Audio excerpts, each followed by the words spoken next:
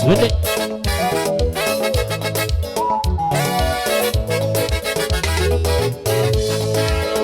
Kutana na Mungu kabla ya kukutana na watu.